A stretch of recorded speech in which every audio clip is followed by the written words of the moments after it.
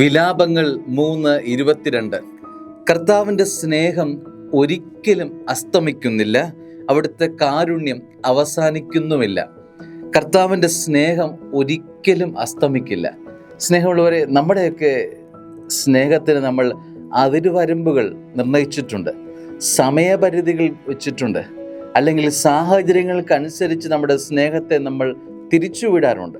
വഴിതിരിച്ചു വിടുന്ന സ്നേഹവും പരിധികൾ വച്ചിരിക്കുന്ന സ്നേഹവും അത് മനുഷ്യ സ്നേഹത്തിൻ്റെ സവിശേഷതയാണെങ്കിൽ, സ്വർഗത്തിൻ്റെ സ്നേഹത്തിൻ്റെ പ്രത്യേകത അതിന് അസ്തമയമില്ല, അതിന് അതിരുവരമ്പുകളില്ല, അതൊരിക്കലും അവസാനിക്കില്ല.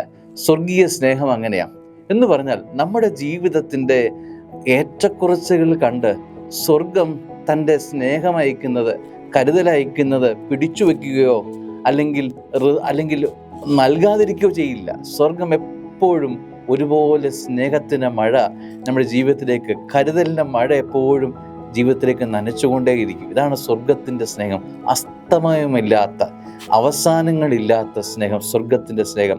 അപ്പോൾ ആ സ്വർഗത്തിൻ്റെ സ്നേഹം ഇന്ന് ഈ മക്കൾക്കെല്ലാം നിറയപ്പെടട്ടെ.